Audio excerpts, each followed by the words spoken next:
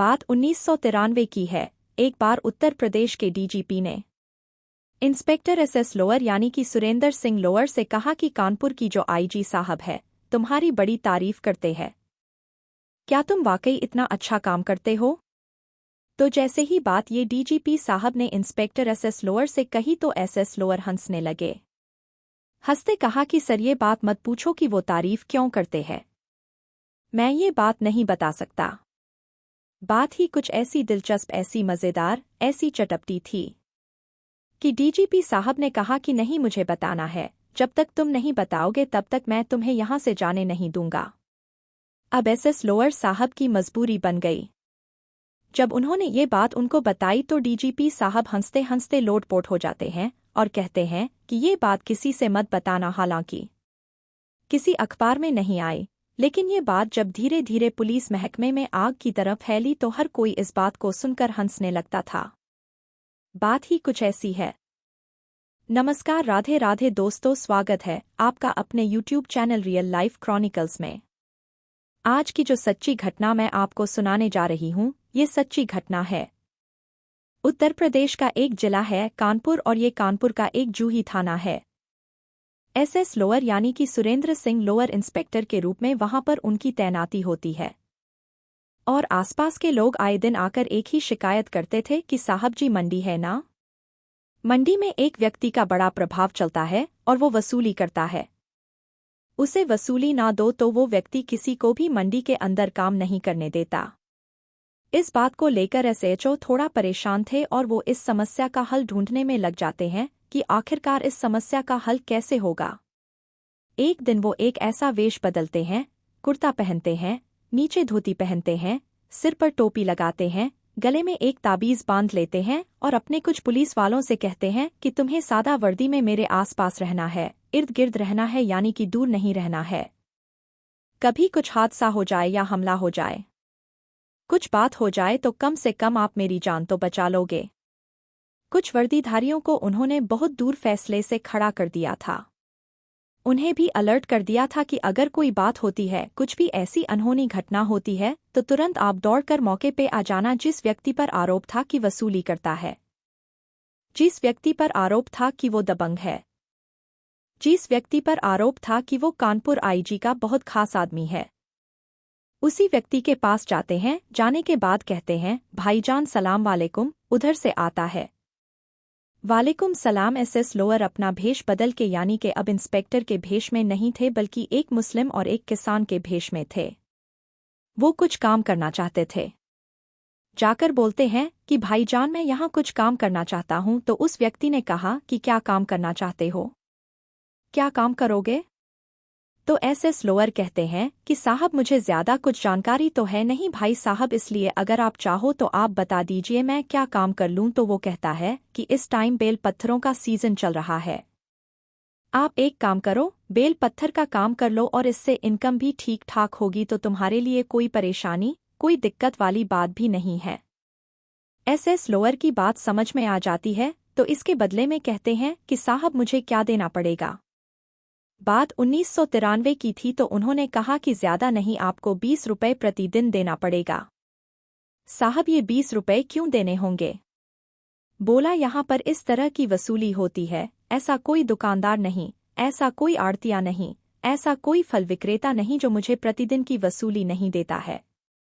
इतना कहना था कि एसएस उन्होंने ने उस व्यक्ति का हाथ पकड़ लिया और हाथ पकड़ा ही था कि जितने भी उनके पुलिस वाले सादा वर्दी में इधर उधर लगे हुए थे वो दौड़ के आते हैं, यानी कि उन्हें इशारा मिल चुका था कि अब इस व्यक्ति को पकड़ना है।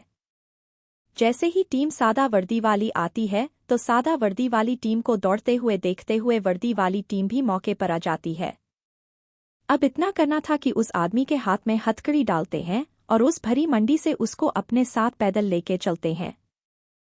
वो व्यक्ति बड़ा दबंग परिवृत्ति का था, वो व्यक्ति बहुत ही ताकतवर आदमी था।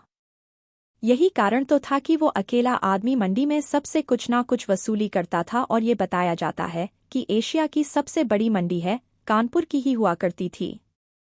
अब है कि नहीं है ये पता नहीं, लेकिन उन दिनों इसका यही नाम था कि एशिया की सबसे बड़ी मंडी कोई है तो वो कानपुर की मंडी है। हाथ में हथकड़ी पड़ी हुई है, उसको पैदल ही जूही थाने की तरफ ले जाते हैं। इससे पहले कि वो थाने पहुंचते आईजी साहब का फोन पहुंच जाता है। अरे लोअर साहब, आप किसको पकड़ के लेके आए हैं? आपको पता है काहे साहब? बिल्कुल पता है किसको लेके आया हूँ। अरे ये बहुत हमारे खास आदमी है भाई, इनको छोड़ दीजिए। तो लोअर साहब कहते हैं कि सब आपके खास आदमी है, लेकिन ये तो सार्वजनिक तौर पर वहां खुले मंच पर बहुत सारे लोगों के सामने कह रहे थे कि मैं आईजी साहब का बहुत खास आदमी हूं, और आईजी साहब की अभी जो बेटी की शादी हुई थी तो उसमें मैंने फल और सब्जी वगैरह आई बहुत सारे सामान भिजवाए थे। आईजी साहब कहते हैं अच्छा, इसने ये काम किया है, ठीक है, इसको आप गिरफ्तार तो करके ले आए हैं, इसके खिलाफ मुकदमा दर्ज करो, इसको जेल भेज दो। ऐसे ही होता है। आईजी साहब को हालांकि पता था कि इंस्पेक्टर लोअर ने एक चाल चली थी और उस चाल में वो कामयाब हो जाते हैं, और आईजी साहब का जो व्यक्ति है वो आदमी है, वो कहीं ना कहीं फंस जाता है और उसको जेल जाना पड़ता है। इस बात की चर्चा फिर पूरे कानपुर में फैल जाती है कि जो व्यक्ति सालों साल से लोगों से वसूली कर रहा था, इसमें ना कोई मुसलमान या हिंदू, सभी धर्मों के लोग थे। आड़ती हो, चाहे फल विक्रेता हो, कोई भी हो, सभी इन्हें बड़ी राहत की सांस ली और सभी लोग उन इंस्पेक्टर के दीवाने हो जाते हैं कि वाह साहब ने क्या काम किया है। अभी एसएस लोअर साहब इसी बात की तारीफ है सुन रहे थे कि एक बहुत बड़ा कांड हो जाता है। कांड क्या था? एक कानपुर का बहुत ही मशहूर होटल, और उस मशहूर होटल में लूट हो जाती है। ये इस बात की तहरीर जब जूही थाने में पहुंचती है कि साहब हमारे लाखों रुपए की जेवरात, हमारे लाखों रुपए का सामान, हमारे लाखों रुपए एक लूट हो गई है, आप इसका पता कर दीजिए। तो एसएस लोअर साहब कहते हैं कि आप इसकी तहरीर दे दीजिए। तो तहरीर देने में उन व्यक्ति को यानी कि होटल के मालिक को 3 दिन का समय लग जाता है। ये सोचने में या कुछ भी हो सकता है कि वो अपनी बदनामी की डर से कोई तहरीर देना नहीं चाह रहे थे, मगर इसी बात को लेकर कई बार थाने में बहस हो जाती है। वो होटल का मालिक और एसएस लोअर कई बार आपस में जद्दोजहद शुरू हो जाती है, जब यहाँ से कोई रास्ता नहीं निकलता। जब 3 दिन बीत जाते हैं तो आखिरकार मजबूरी में उन्हें एक तहरीर लिख के देनी पड़ती है, और जूही थाने में ये मुकदमा दर्ज कर लिया जाता है। इस मामले की जांच पड़ताल यानी कि सुरेंद्र सिंह जब करने लगते हैं तो पता चलता है कि कोई लूट नहीं हुई थी, बल्कि इसी घर में एक काम करने वाला उनका नौकर सारा सामान बांध के यहाँ से भाग जाता है। अब वो कहाँ का रहने वाला है, कहाँ का नहीं रहने वाला है, ये पुलिस के लिए चिंता का विषय बन गया था। पर यह सच था कि उसने लाखों रुपए की ज्वेलरी और लाखों रुपए नकदी पर हाथ साफ कर दिया था। बात को कई दिन गुजरने लगते हैं और धीरे धीरे लोगों का परिषद, लोगों का दबाव बढ़ने लगता है कि इतनी बड़ी चोरी हुई है और पुलिस कोई काम नहीं कर रही है। तो ये इस होटल मालिक की जो वाइफ है, पत्नी है, वो बहुत सुंदर थी। उसकी सुंदरता के चर्चे शहर में आसपास के इलाके में ज्यादातर थे। लेकिन कुछ दिन के बाद यानी कि जब 8 से 10 दिन से ज्यादा का समय बीत जाता है तो आईजी साहब का फिर से फोन आता है कि सुरेंद्र सिंह लोअर, आपको जल्दी से जल्दी थाने आना है, ऑफिस में आना है। अगर आप ऑफिस में जल्दी से आइए, जिस भी हालत में जहां भी है, बस मुझे कुछ भी नहीं सुनना, आप ऑफिस आइए। आईजी साहब का आदेश था, इंस्पेक्टर को मानना पड़ा। इंस्पेक्टर अपनी गाड़ी के साथ दौड़ते हुए पहुंच जाते हैं, और पहुंच के जब जाकर देखते हैं अंदर का दृश्य तो आईजी साहब बैठे हुए हैं। उनके सामने एक बहुत ही सुंदर खूबसूरत महिला बैठी हुई है, और वो महिला कोई और नहीं थी, वही होटल मालिक की बीबी थी, पत्नी थी, और वही महिला जिसने क्या अभी कुछ दिन पहले तहरीर दी थी। तो इंस्पेक्टर साहब को समझने में ज्यादा देर नहीं लगती कि ये जरूर कोई शिकायत करने के लिए आई है। अब आईजी साहब ने इनको इतना डांटना शुरू कर दिया कि लोअर साहब, तुम्हें काम करना तो आता नहीं है, इसलिए काम करना तो करिए, नहीं तुम्हारा ट्रांसफर यहाँ से करवा दूंगा।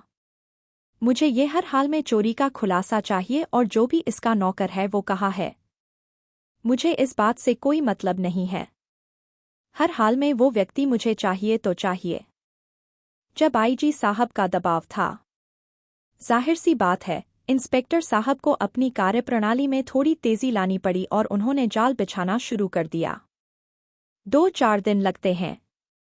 आखिरकार वो नौकर पुलिस के हत्थे चढ़ जाता है, जो उससे पूछा जाता है पड़ताल की जाती है तो वाकई उसके पास लाखों रुपए की नकदी और लाखों रुपए के जेवरात मिल जाते हैं, और जब उसे सख्ती से पूछा जाता है कि आखिरकार तुम्हें चोरी क्यों की, तो इस बात को जब इंस्पेक्टर साहब सुनते हैं तो उनके भी रोंगटे खड़े हुए होते हैं।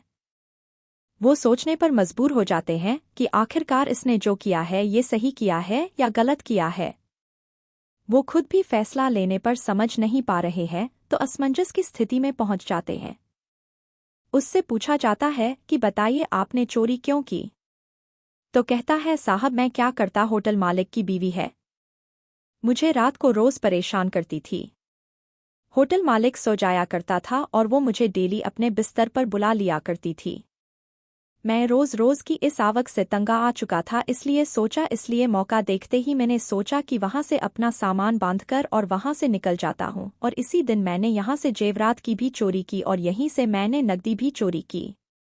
जो भी है सब ये रहा। अब वो ये सोचकर परेशान कि आगे करे तो क्या करें, चोरी की है, जाहिर सी बात है चोरी की है तो उसपे चोरी का इल्जाम था, इसलिए उसको जेल भेजना जरूरी था। लेकिन जब उसका आगे पूछताछ करते हैं तो वो चौंकाने वाली बात करता है, और चौंकाने वाली बात कुछ और नहीं। वो कहता है, साहब मेरा तो कसूर आपने देख लिया, लेकिन आईजी साहब जो उनके साथ आते हैं, जब मौका मिलता है तभी आकर उनके कमरे में आकर सोते हैं, उनके साथ रात बिताते हैं, तो उन्हें कुछ नहीं कहेंगे आप। अब ये वाली बात जब इंस्पेक्टर साहब ने सुनी तो इंस्पेक्टर साहब के कान खड़े हो जाते हैं। अब करें तो क्या करें? उधर से फोन आ जाता है इत्तेफाक से। आईजी साहब कहते हैं कि तुम्हें इस मामले का खुलासा किया कि नहीं किया? तो इंस्पेक्टर साहब कहते हैं, जी हाँ बिल्कुल, मैं बहुत करीब पहुंच चुका हूं इस खुलासे के, और आप बिल्कुल चिंता ना करें। चिंता करने की बात नहीं है, मुझे वो आदमी चाहिए, हर हाल में चाहिए। अब इंस्पेक्टर साहब उस नौकर को अपनी गाड़ी में बिठाकर सीधे पहुंच जाते हैं आईजी साहब के दफ्तर, और आईजी साहब के दफ्तर में जाकर देखते हैं तो आईजी साहब का बेटा भी इत्तेफाक से उस दिन मौके पर मौजूद था। वो कहते हैं, साहब मैं इस नौकर को ले आया हूं, इसी ने लाखों रुपए के जेवरात की चोरी की थी, इसने ही पैसे चुराए थे। अगर आपको कोई एतराज ना हो तो अपने बेटे को अपने इस कमरे से बाहर भेज दीजिए। तो उन्होंने कहा, ठीक है, कोई बात नहीं। अपने बेटे से कहा, बेटे तुम यहां से बाहर चले जाओ, ये विभागीय कार्रवाई है, बातचीत करनी है और बस पता करना है। अब नौकर ने जो भी अभी तक बताया था इंस्पेक्टर को, इंस्पेक्टर साहब कहते हैं कि जो भी तुमने मुझे बताया था वो सारी बातें आप आई जी साहब को भी बता दो। उसने बता दिया कि मैंने चोरी कैसे कैसे की है। उसने बता दिया कि मेरा उससे होटल मालिक की बीबी के साथ अफेयर था। उसने ये भी बता दिया कि साहब मैंने भी आपको होटल मालिक की बीबी के साथ आपत्तिजनक स्थिति में देखा था। वो आपसे भी प्यार करती थी और मुझसे भी प्यार करती थी। मैं इसी बात से खफा था, इसलिए मैंने यहां से सारा सामान बंद कर भाग जाता हूं। जब बात आईजी साहब सुनते हैं, कहते हैं, चुप चुप चुप, अब ये बात किसी को पता नहीं चलनी चाहिए। आगे वो जेल भेजा कि नहीं भेजा ये तो खैर भविष्य के या पर्दे के पीछे रह गया, लेकिन आईजी साहब ने जब अपनी गर्दन फंसती हुई देखी, अपनी बदनामी होते हुए देखी, तो फिर इंस्पेक्टर से बोले कि इंस्पेक्टर साहब ये बात इस कमरे से बाहर नहीं जानी चाहिए। इंस्पेक्टर साहब बोले, साहब मैं क्या करूं? प्रेस वाले आजकल बहुत छोटी छोटी चीजों को भी छापने लगे हैं। प्रेस वाले तो आजकल पीछे पड़े रहते हैं, उनको पता चल जाएगी तो बड़ी दिक्कत हो जाएगी।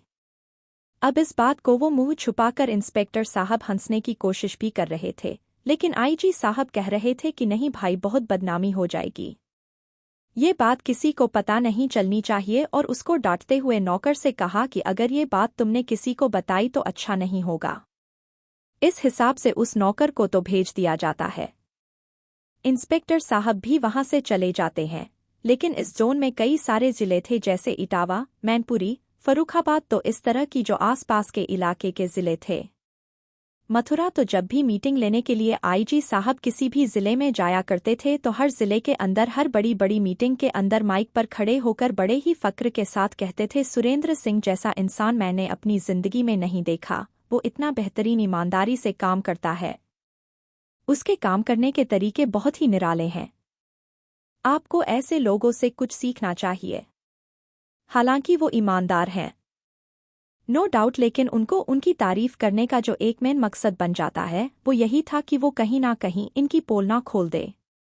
इसलिए किस्सा लगी जब डीजीपी उत्तर प्रदेश पुलिस ने सुना तो वो भी हंसते हंसते लोटपोट हो जाते हैं और कहते हैं कि भाई लोअर साहब, इंस्पेक्टर साहब, इस बात को किसी को मत बताना, नहीं तो आईजी साहब की बहुत बदनामी हो जाएगी। हालांकि आईजी साहब के चर्चे उन दिनों बहुत आम थे। हर व्यक्ति उनको पहचानता था कि वो किस प्रवृत्ति के, किस नेचर की व्यक्ति थे। अब तो खैर वो रिटायर हो चुके हैं, अपने घर पर मौजूद हैं। नहीं, खैर मुझे भी नहीं पता, लेकिन ये किस्सा वाकई बहुत मशहूर था। दोस्तों, इस किस्से को सुनाने का, इस कहानी को सुनाने का उद्देश्य किसी को परेशान करना नहीं है, किसी का दिल दुखाना नहीं है, बल्कि आपको जागरूक करना है, आपको सचेत करना है। आप जहां भी रहे, अपना ख्याल रखें, सुरक्षित रहें। जय हिंद, जय भारत।